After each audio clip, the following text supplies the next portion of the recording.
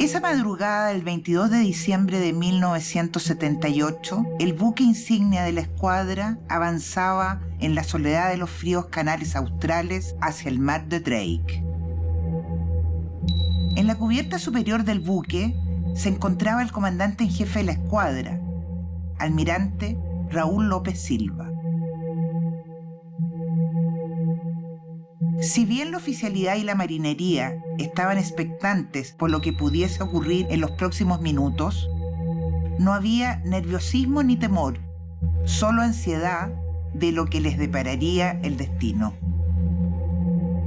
Cuando corrían con desesperante lentitud las primeras horas del 22 de diciembre de 1978, el almirante López se encontraba en la circunstancia para la cual todo marino profesional se ha preparado a lo largo de su carrera: mandar una flota a minutos de iniciarse una batalla naval.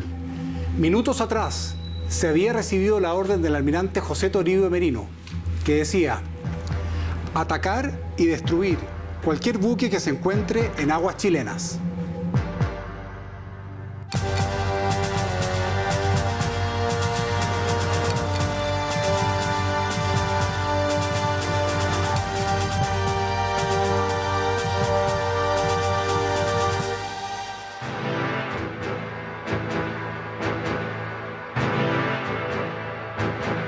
El ambiente en el buque insignia, el crucero Prat, era de gran expectación.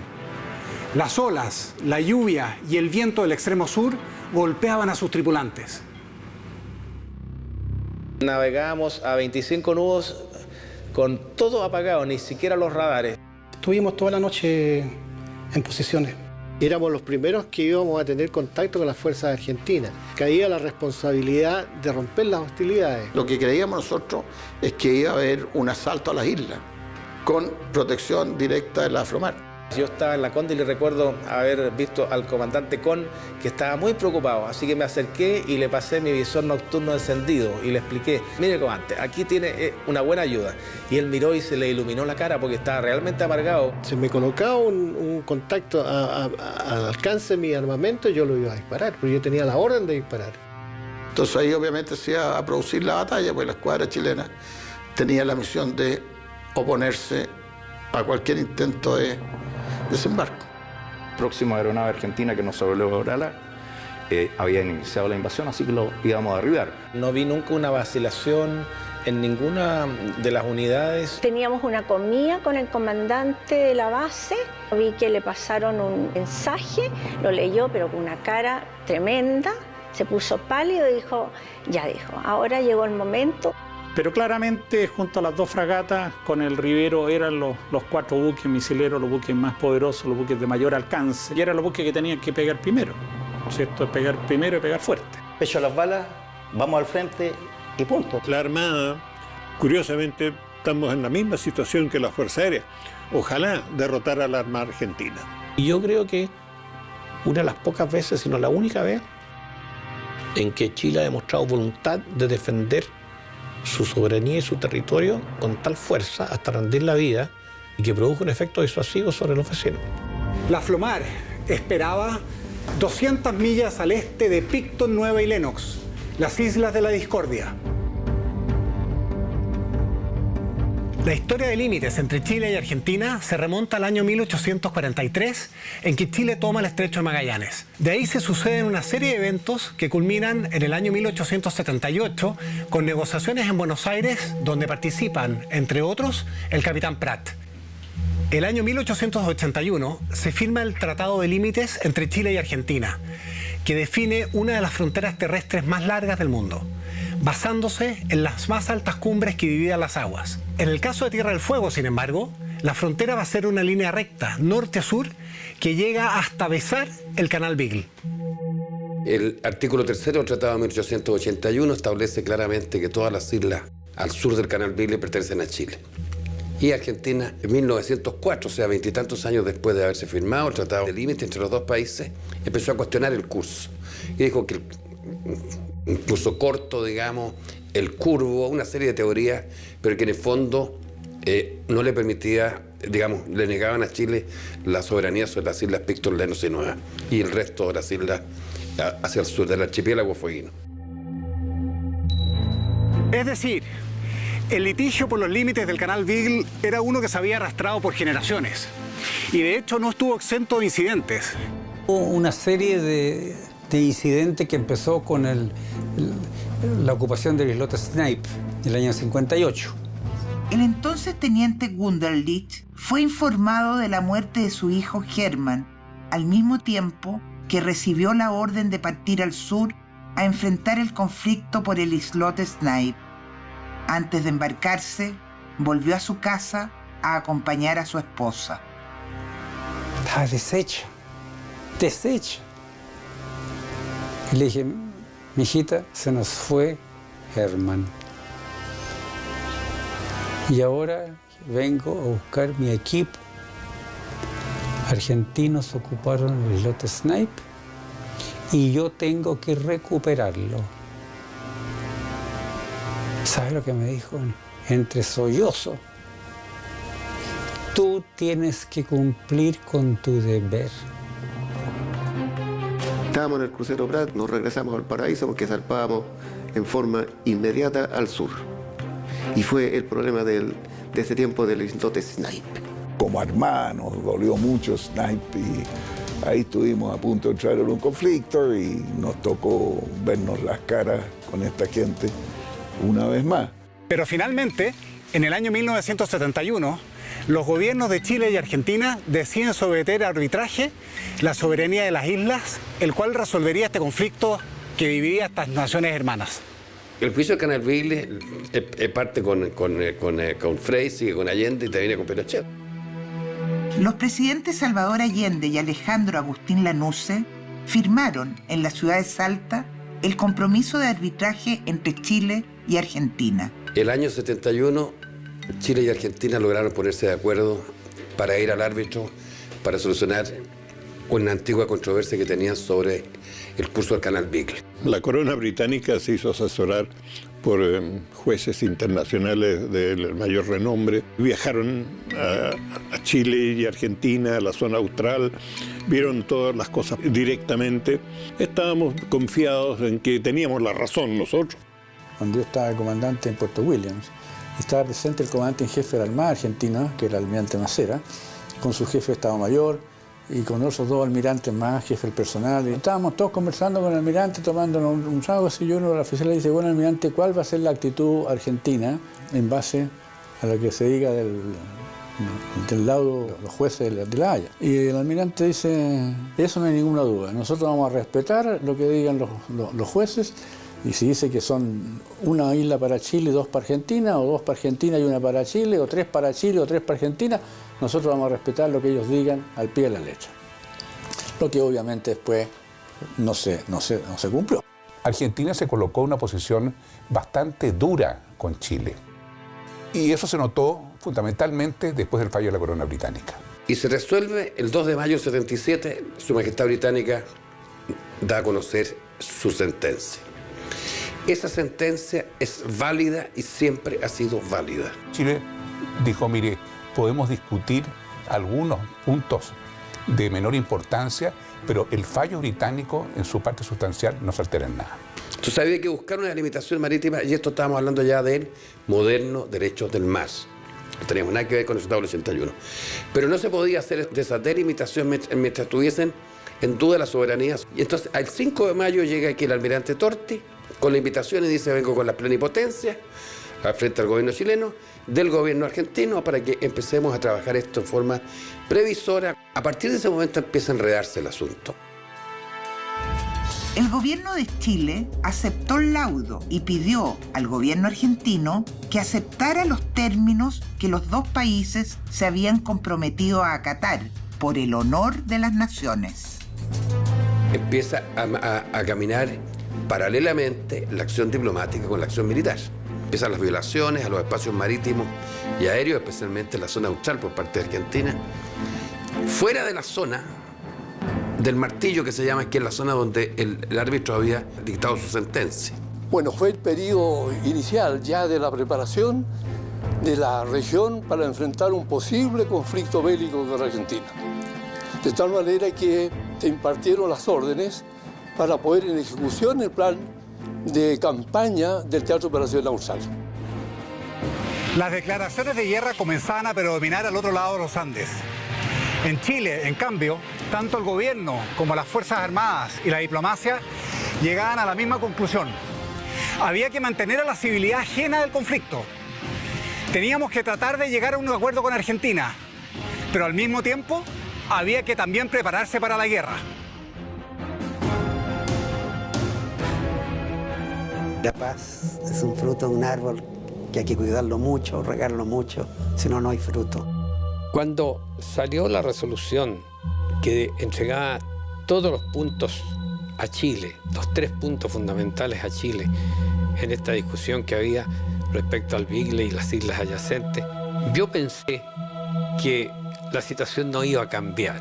En general, en Chile, yo creo que la situación era como bien tranquila, pero en el sur y en Williams ya era de más preocupación porque se veía que estaba este conflicto y que podía de alguna manera afectarnos. Con Argentina, por otro lado, estábamos en muy buenas relaciones, hasta que un buen 21 de mayo el asado de turno, digamos, fue interrumpido por la noticia que los argentinos habían instalado una baliza en la isla Banner. Nos preparamos para destruir estas instalaciones, pero nos ordenaron no escalar el conflicto y mantenernos solamente en patrulla y prevenir cualquier otra cosa. Hacia mayo de 1977, las incursiones navales argentinas en aguas territoriales chilenas y las emisiones radiales y de televisión cada vez más violentas contra Chile hicieron suponer a la Armada chilena que Argentina intentaría ocupar por la fuerza las islas en litigio. Aparentemente, hasta muy avanzado el año 78, parece que los únicos que creíamos que íbamos a la guerra éramos nosotros, los marinos, y el almirante Merino particularmente. La exploración aeromarítima, que era absolutamente indispensable en este conflicto, hay que sacarle en general un sombrero a todos los aeronavales que participaron en esa función, porque fueron los ojos de la flota. Comandaba la división el general Dino Fladi, un gran oficial que nos alertó sobre esta posibilidad bélica que se venía encima, y en reuniones en el Teatro Municipal de Punta Arenas convocó a las fuerzas vivas. Todo Punta Arenas recibió el dramático testimonio del general Fladi de lo que se avecinaba. El general Fladi no vaciló en anunciar la inminencia de un conflicto bélico con Argentina. Estábamos concentrados, particularmente en Puerto Williams, porque en el resto de las islas había muy pocos civiles. Mientras tanto, el gobierno chileno había aceptado el laudo de manera oficial y pedía formalmente a Argentina que hiciera lo mismo, pero la Cancillería trasandina permanecía en silencio. La Marina tuvo que tener mucha paciencia para evitar que entráramos en un conflicto, porque había una violación a los espacios marítimos chilenos, ¿no es cierto? Entonces, ¿qué es lo que buscaba? Lo que estaba buscando Argentina era justamente crear el incidente. Se mantuvo un bajo perfil al problema, mientras en Argentina se mostraban actitudes totalmente distintas, haciendo una campaña para convencer a su ciudadanía que los chilenos nos queríamos apropiar de sus tierras y que queríamos salir hacia el Océano Atlántico. Nosotros no íbamos por ningún motivo entregarles a ellos un solo metro cuadrado de tierra, menos todavía después del laudo arbitral. El almirante Raúl López, comandante en jefe de la tercera zona naval en Magallanes, es reasignado como comandante en jefe de la escuadra, con la misión de alistarla para la guerra que se veía venir. Yo creo que fue la persona más apropiada para el momento, ¿no es cierto?, y las circunstancias. El almirante López tenía un don de mando increíble, desarrolló la lealtad de todos sus subordinados, preocupado por su gente. Era una persona admirable, el mejor hombre para ese momento. Las conversaciones entre los representantes de ambos países no hacían vislumbrar una solución pacífica a la crisis. La intensiva preparación ordenada por el comandante en jefe de la escuadra, solicitó dotar a las unidades con todo el personal requerido y con la munición de guerra necesaria también para enfrentarla. El abastecimiento de combustibles y munición de práctica suficiente y necesario para efectuar el entrenamiento en la mar en la forma más realista posible. Hace tiempo recién teníamos recibido los Exocet, había muchas especulaciones, muchos estudios, muchas opiniones del empleo táctico del Exocet, etc. Entonces había una gran actividad profesional al respecto. Bueno, el almirante Merino siempre dijo: el único político de la Marina soy yo, por lo tanto ustedes se van a encargar de que los buques funcionen bien, ¿no es cierto?, y estemos listos para la guerra, y la parte política me la dejan a mí. Mientras la escuadra se preparaba, el general Manuel Contreras viajó a Buenos Aires para buscar personalmente una solución que evitase la guerra. El resultado a sus gestiones fue una reunión privada de los generales Pinochet y Videla que se realizó en Mendoza. Cuando llegamos a diciembre del año 77, el despliegue estratégico argentino es total y tiene la diferencia con el de diciembre del 78, en que se fue silencioso el del 77. Se hace sumamente difícil ese momento. Y esa es la razón por la que el presidente Pinochet se reúne con el presidente Videla en Mendoza. Es porque la situación es muy crítica. Y en ese encuentro acuerdan reanudar las conversaciones, porque habían fracasado prácticamente. No había acuerdo, venía cualquier cosa a partir de ese momento. El general Pinochet invariablemente sostenía que quería la paz. Y él siempre consideró que la guerra era el último recurso y que iba a significar algo muy difícil de poder superar en cuanto a las relaciones de los pueblos después. La reunión en Mendoza el 19 de enero generó varios malos entendidos, que fueron inmediatamente rechazados por ambas cancillerías. No existen muchos detalles sobre esa reunión. Sin embargo, se sabe que hubo momentos de mucha tensión. Después de casi un año de silencio, el 25 de enero de 1978, el gobierno trasandino al fin se pronunciaba oficialmente. Declaró el laudo insanablemente nulo por transgredir derechos e intereses permanentes argentinos que jamás habían sido sometidos a arbitraje. Así, de acuerdo a la interpretación argentina, el gobierno no estaba obligado a aceptar los términos del fallo. El superior gobierno de la nación se hace un deber en anunciar formalmente que ha resuelto considerar nulo el laudo arbitral de Su Majestad Británica sobre la cuestión del Canal Beagle. Y de repente hubo el encuentro del general Pinochet con Videla en Puerto Montt. Y así que cuando se supo que se venía el encuentro, nosotros en un avión nos embarcaron y volamos con todos nuestros monos, nuestros pertrechos, y nos fuimos a la zona austral. En la reunión de Puerto Montt, los presidentes Pinochet y Videla acuerdan formar un grupo negociador cuyas labores durarían hasta noviembre.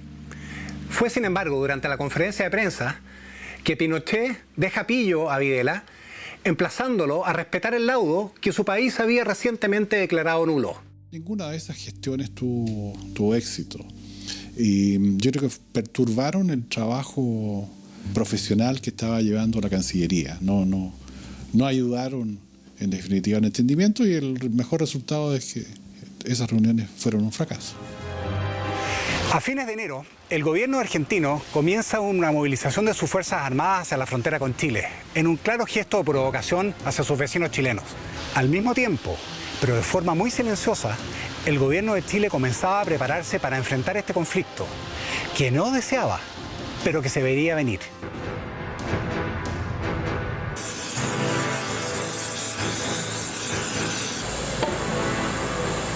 La negativa por parte de Argentina del laudo arbitral efectivamente fue una sorpresa para Chile. La Escuadra Nacional se preparaba para enfrentar el posible conflicto. Se congelaron los transbordos y se completaron las dotaciones de personal, armamento, combustibles y municiones. Teníamos información de que al otro lado del canal existían fuerzas especiales argentinas y que indudablemente podrían tener como objetivo capturar esta alcaldía de mar, porque aquí está la alcaldía de mar de Puerto Navarino. Yo creo que en la preparación de las dotaciones, con lo que teníamos y con la voluntad política de usar esa fuerza, sí estábamos preparados.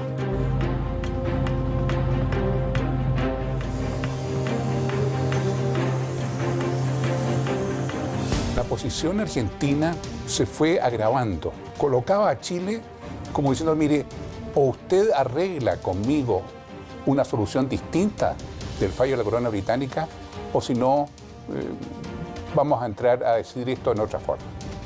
Y la otra forma de decisión, evidentemente, que era una guerra.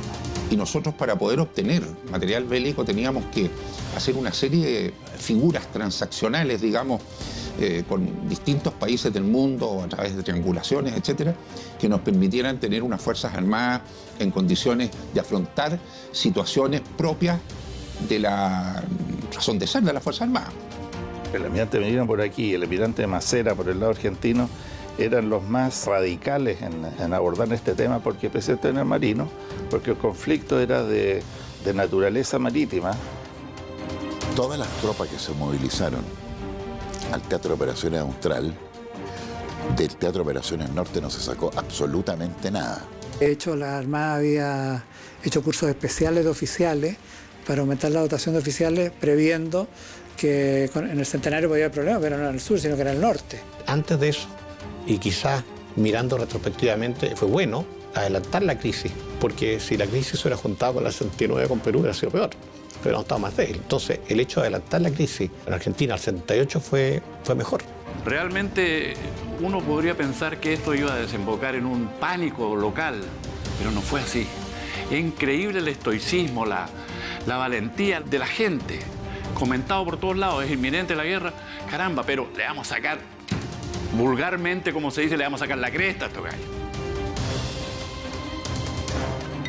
Nuestras familias como que vivían al margen. Yo recuerdo a mi señora, feliz de la vida, me fue a despedir el día que zarpamos hacia el sur y que ya el conflicto con Argentina se había inminente, y yo no las veía ni preocupado, lo cual era grato por un lado, pero por otro lado quiere decir que la ciudadanía no estaba totalmente al tanto de lo que realmente estaba sucediendo. En un vuelco a la política de las negociaciones directas en el gobierno de Chile, el almirante Patricio Carvajal fue reemplazado en la Cancillería por Hernán Cubillos. Un gran canciller, un tipo notable, brillante, un hombre de una rapidez mental, ejecutivo, directo, franco, gran amigo por lo demás. Manejaba todos los frentes estupendamente bien, ¿no? Fue fundamental. Nosotros sabíamos que cualquier conflicto nosotros íbamos a tener que actuar primero en la zona austral, porque fuere que se iniciara el conflicto en el norte, indudablemente Argentina iba a reaccionar en el sur. Y a lo mejor viceversa también. La aviación naval nuestra era muy precaria, muy esforzada, pero sumamente precaria, de carácter de exploración. Pero en eso, indudablemente, que teníamos que descansar nosotros en lo que nos pudiera apoyar la Fuerza Aérea. El problema era, con Perú, todo lo desarrollamos en el norte. En la zona austral no había nada. Debido a los aparentes progresos de las comisiones mixtas, las relaciones entre Chile y Argentina vivieron algunos meses de tranquilidad entre abril y octubre. Pero ambos países seguían preparándose para una guerra que se veía en el horizonte.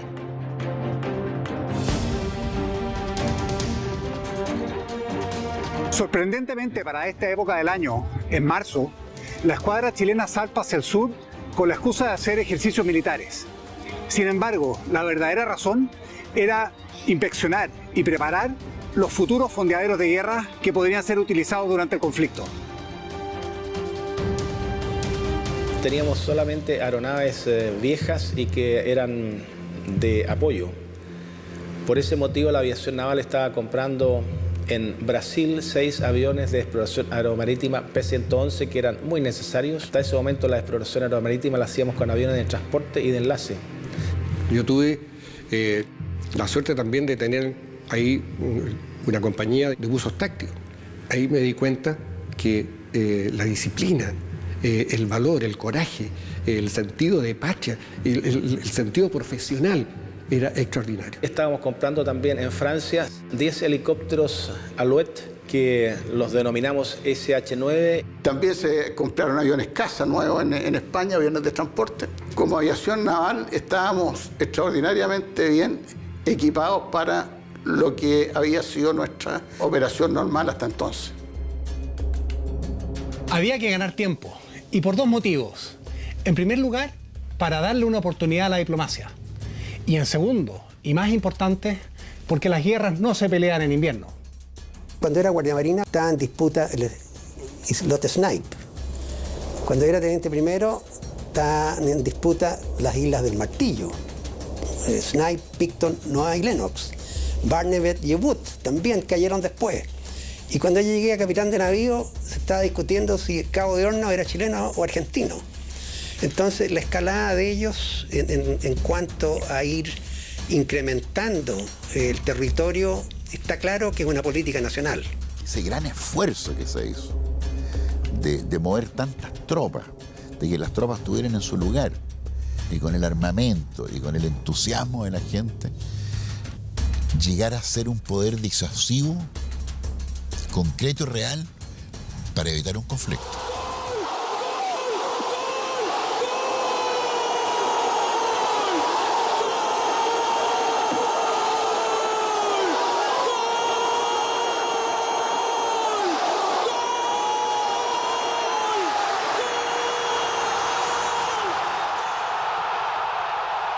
En medio de toda esta tensión diplomática, Argentina recibía las mejores selecciones para la Copa Mundial de Fútbol de 1978, la cual tuvo como ganador al país anfitrión.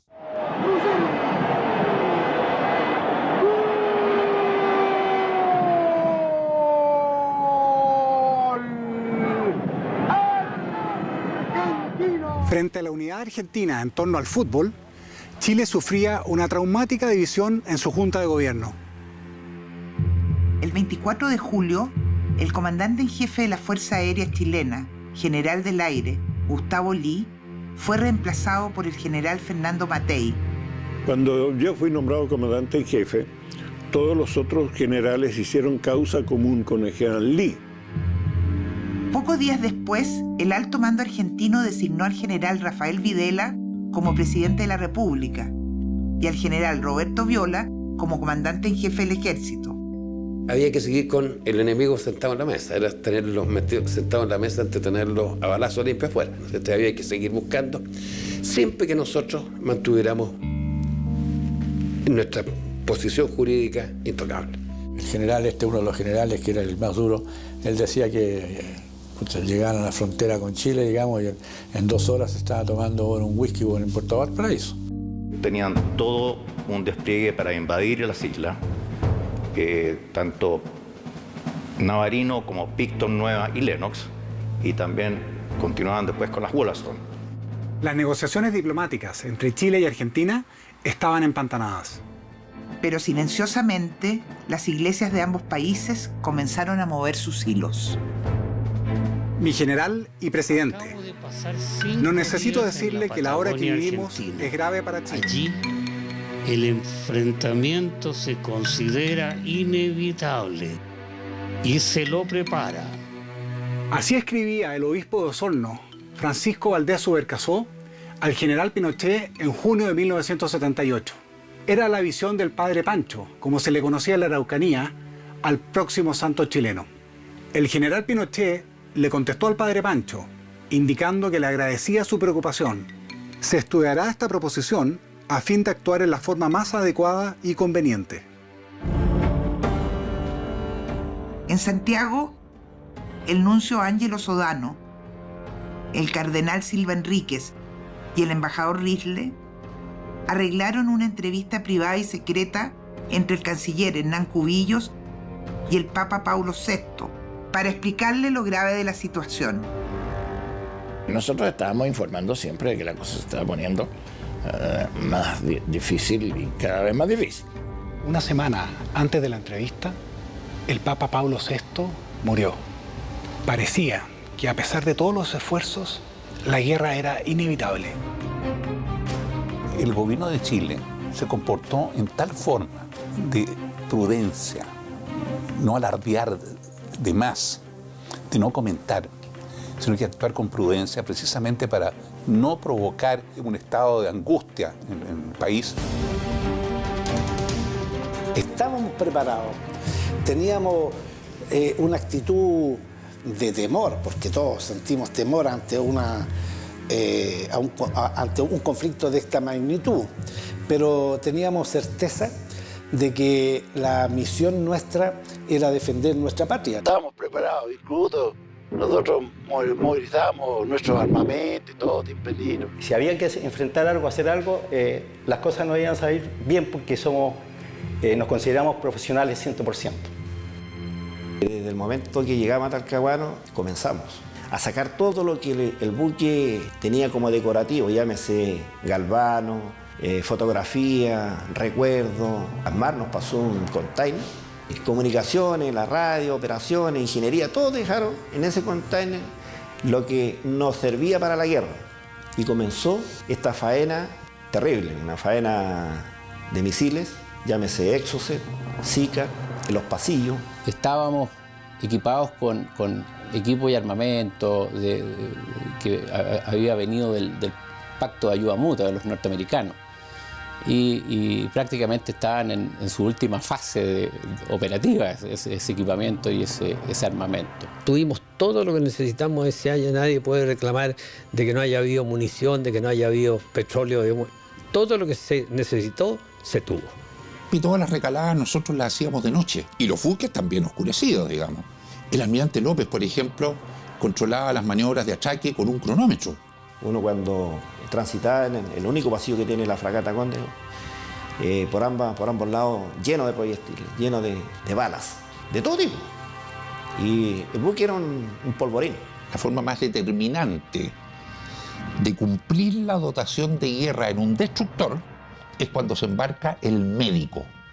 Cuando llega un médico a bordo es porque ya se establece la condición de combate. En primer lugar, la confianza que él tiene en sí mismo, el saber que sabe hacer lo que tiene que hacer. La segunda confianza, confiando en su equipo, en su armamento. Y la tercera confianza es la confianza en el mando. Y cuando están esas tres confianzas presentes, la moral está alta. Yo creo que el problema de ser declarado como el que inicia las hostilidades a nivel internacional es un problema del político, no es un problema de las Fuerzas Armadas. Las Fuerzas Armadas lo que tienen que hacer, una vez que han recibido su misión, ¿no es cierto?, tienen que empeñarse para lograr el objetivo en el mínimo de tiempo, ¿no es cierto?, y en la forma más aceptable posible. En el Vaticano, el nuevo Papa, Juan Pablo I, manda una carta a ambos gobiernos pidiendo la paz. Esto siembra nuevas esperanzas de que será posible evitar la guerra. Y la Santa Sede se va a jugar más por la paz que por el derecho. Los argentinos no querían guerra. En el fondo el pueblo argentino no quería guerra. Una fortaleza tremenda que nosotros tuvimos como escuadra fueron los fondeaderos de guerra.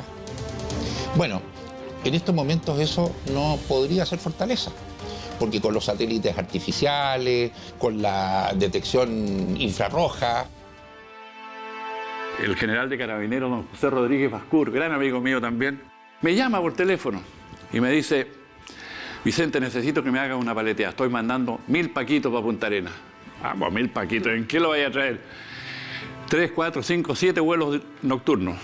Todos vienen de pie, los pobres cabros, todos cargados, listos a bajarse. Necesito 1000 jarros para darles café. Así que me movilicé esta noche y logré juntarle creo que como 700 jarros. Increíble, todo gratuitamente.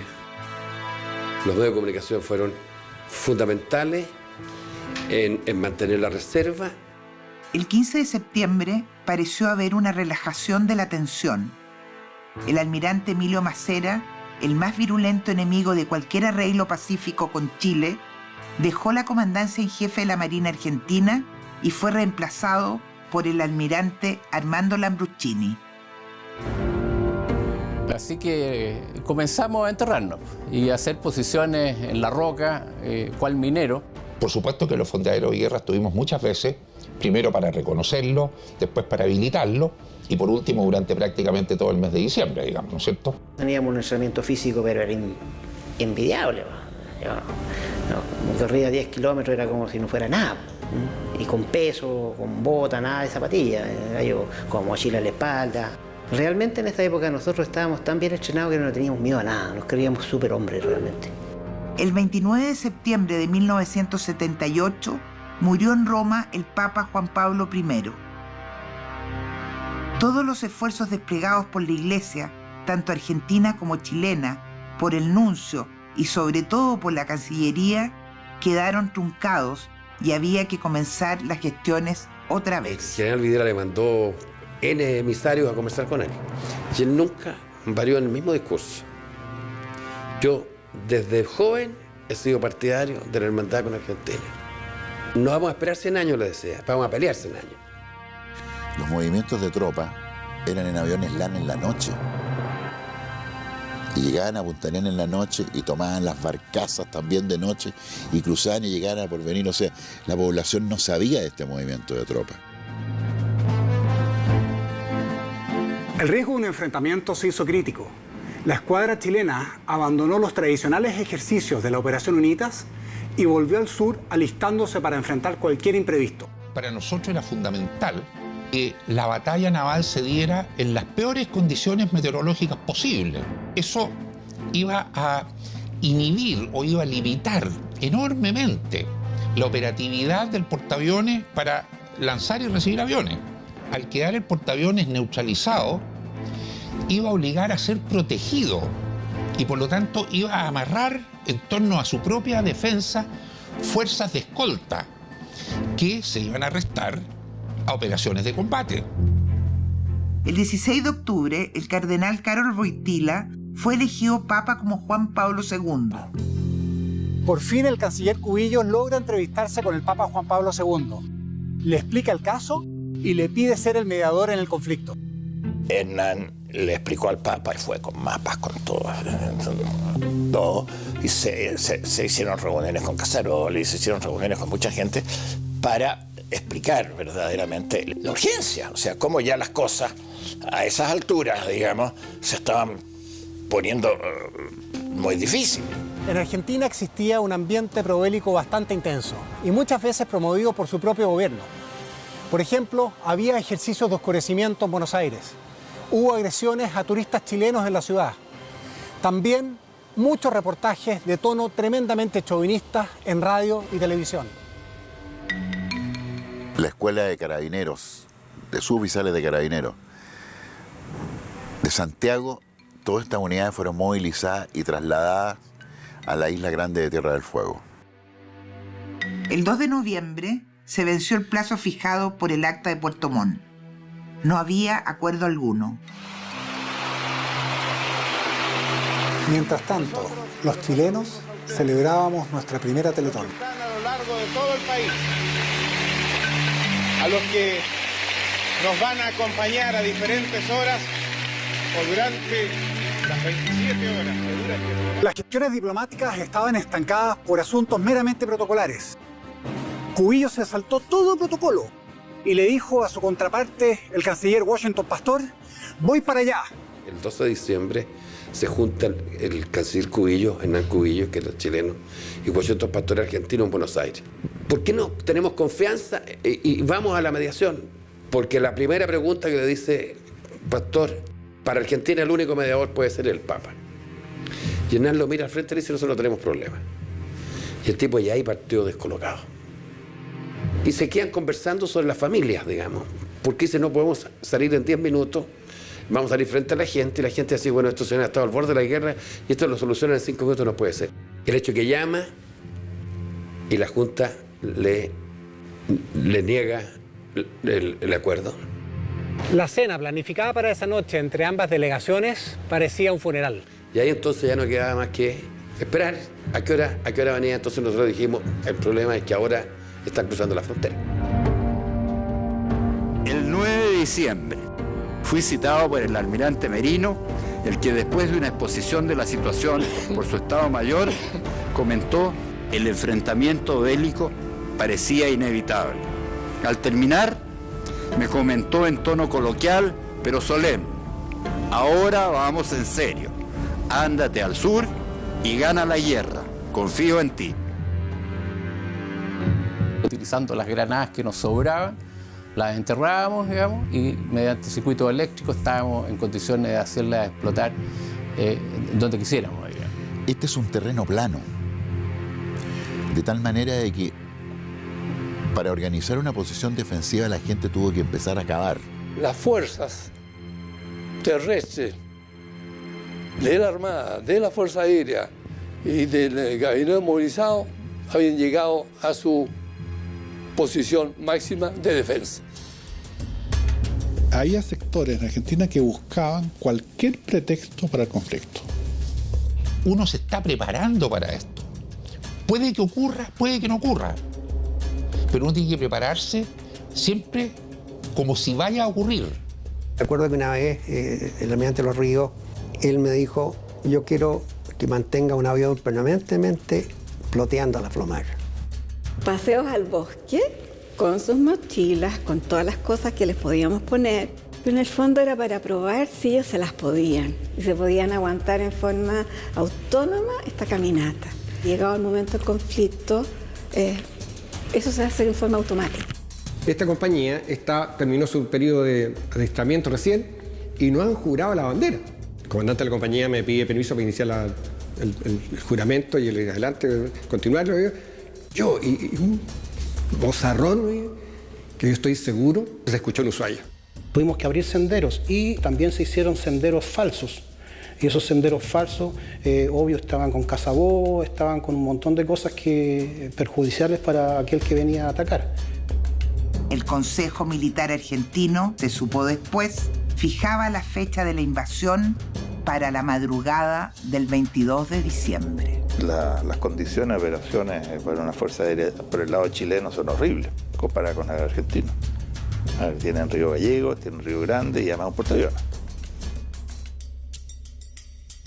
Llegamos a los fonderos de guerra, que eran muy cómodos para nosotros, mientras los argentinos se movían en el Atlántico Sur que presentó en esa oportunidad muy malas condiciones. Nosotros estábamos tranquilamente en lo que se conoce como la posición estratégica, esperando el momento oportuno para poder hacernos a la mar.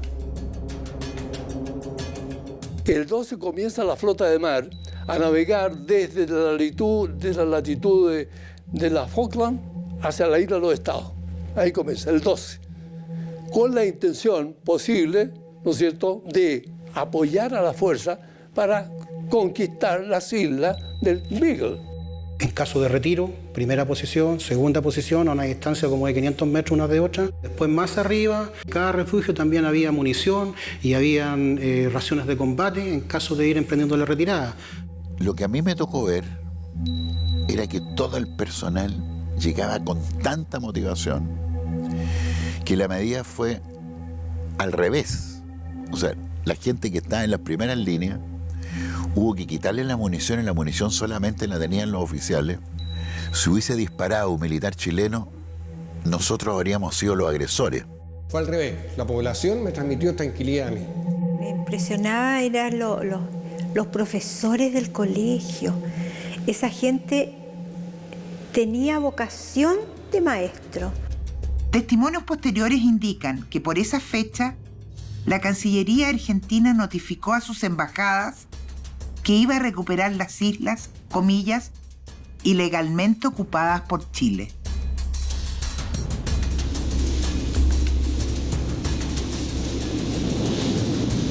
Argentina se dio cuenta que no era menor. Si bien es cierto, probablemente en cantidad, etcétera, Chile la contrarrestaba con una gran preparación, gran capacidad. A esa de mar cierra precisamente al frente de Punta Arenas, entre el seno Otway y el estrecho Magallanes. Esta zona es de 20 kilómetros, pero resulta que los 20 kilómetros, el 50% son lagunas. Se cubrieron todas esas zonas con armas antiblindaje. Se colocaron miles y miles de minas. El general Nilo Flady, comandante en jefe del Teatro de Operaciones Austral, avisa a los efectivos acantonados en las islas de que el desembarco argentino es inminente. Mi madre, que es una persona de una voluntad muy importante, cuando se me dijo si ganan la guerra, la ganan. En la madrugada del 19 de diciembre, el almirante López, comandante en jefe de la escuadra, recibe un mensaje del almirante Merino. Prepararse para iniciar acciones de guerra al amanecer. Agresión inminente. El embajador de Estados Unidos en Chile entregó al canciller Cubillos fotografías satelitales en las que se mostraba el avance de las tropas argentinas hacia Chile en todas las zonas de frontera, norte, centro y sur. A las 10:20 am del 19 de diciembre, el almirante López recibe un segundo mensaje del almirante Merino. Atacar y destruir cualquier buque que se encuentre en aguas chilenas. Ni los gobiernos, ni los pueblos, ni la Iglesia, ni la OEA, ni siquiera Estados Unidos podían ya evitar el desastre. En una guerra todos pierden, nadie gana. Si se me colocaba adentro, yo lo iba a batir. Habría corrido mucha sangre. Pegar primero, pegar fuerte y seguir pegando. Uno está en la marina para ir a la guerra. Peor que la guerra es perder la guerra. Entonces nosotros llevamos una nota el día 19 de diciembre, donde estamos invitando derechamente a Argentina a la corte. Se acaba el asunto. Entonces dice ya, pero démosle 24 horas. Y se toma, pone la mano aquí en el vientre, entonces dice, siento un algo aquí. Pues que Argentina consideraba que era un acto hostil por parte de Chile. Y a las horas, el canciller es notificado de que si esa nota va, o sea, si viene la invitación, la guerra es inevitable. Y esa es la nota que nosotros cambiamos entonces, invitando de nuevo a la mediación.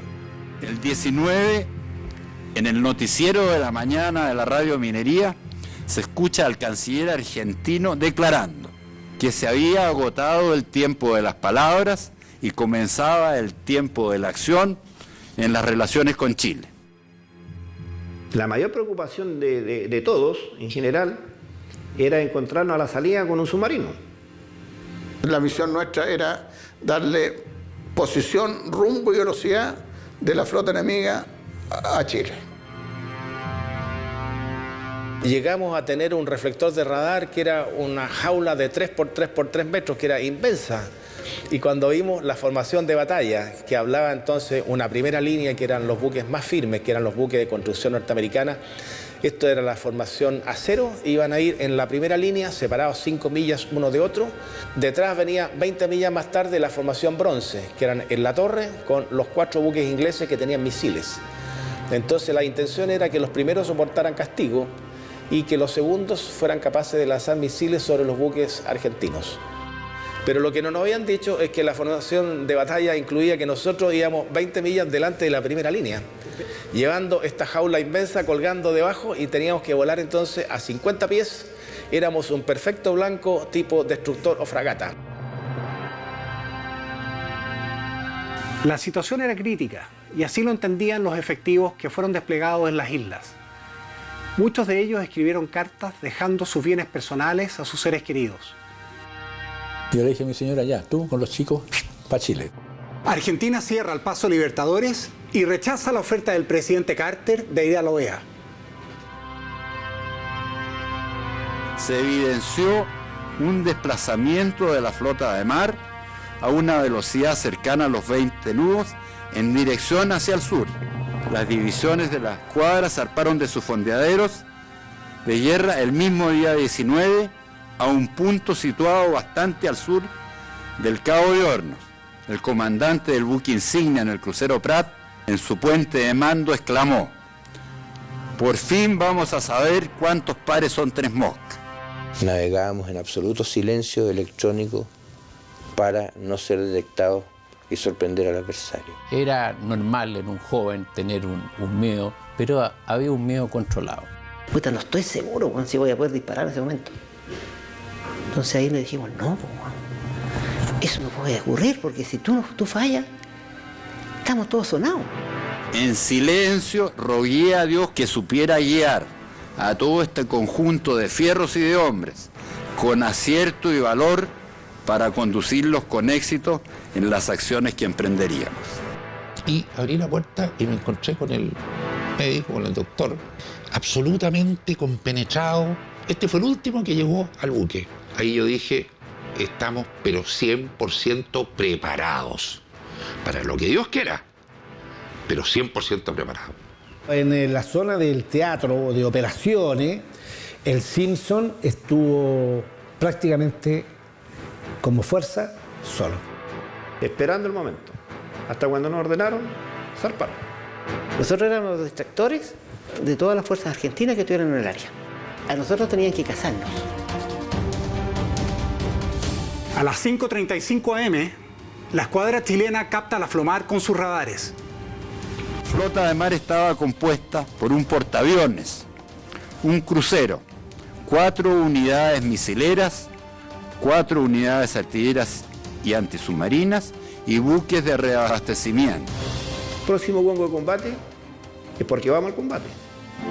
Los movimientos de la Escuadra Nacional, ubicada en el lugar de mayor exposición ante el avance argentino, se veían reflejados también en el Ejército, la Fuerza Aérea y Carabineros en toda la extensión del territorio nacional.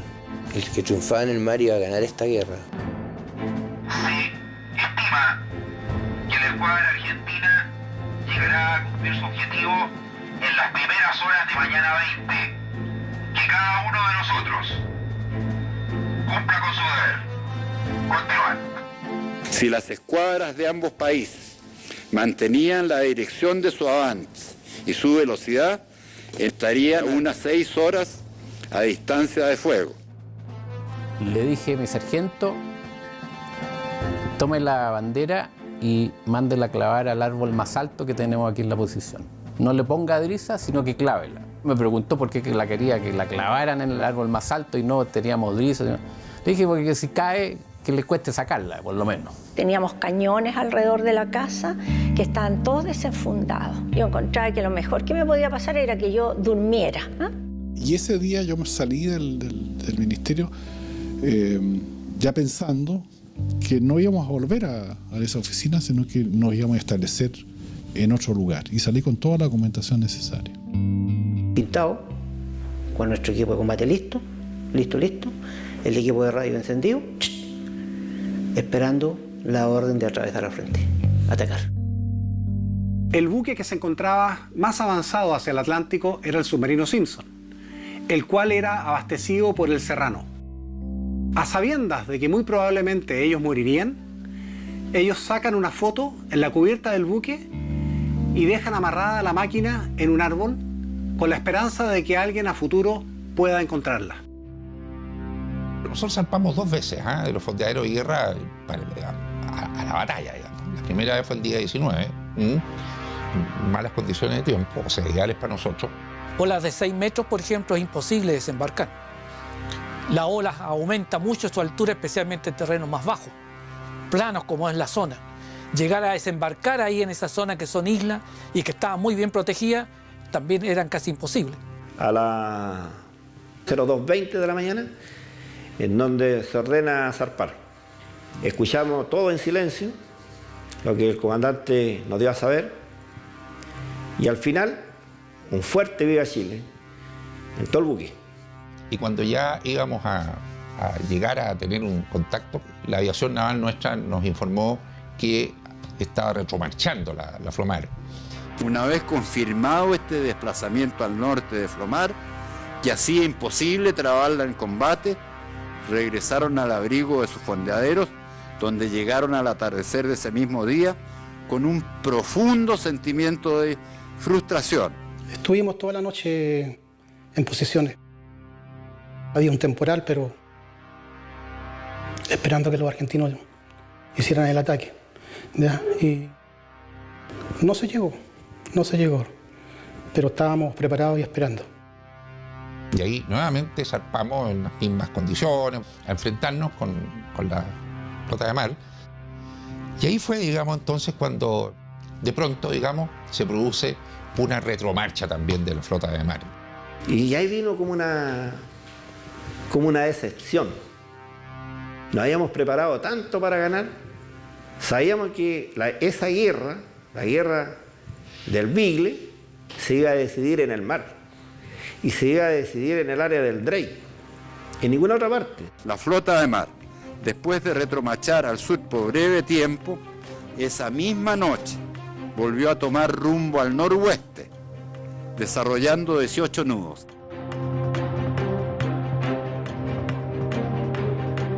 Llama el cardenal Casaroli a los embajadores en Roma y les dice que el Papa está más que deseoso si los gobiernos pueden recibir a un enviado especial de él. En la tarde me llama Padre Cavalli y me dice, señor embajador, puede usted venir mañana. Y ahí me ofrecieron la misión de paz. Y la cual fue aceptada y Argentina lo aceptó también.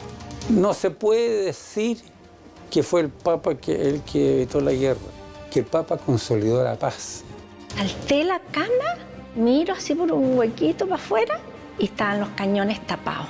Y esta gente ya no estaba. Y la paz en realidad es un gran premio que lo logran los que se preparan para la guerra, bien preparados. La mayor recomendación a un joven oficial es que sean buenos profesionales. Preocúpense 100% por su personal. Y que piense qué es lo que haría él en una circunstancia similar.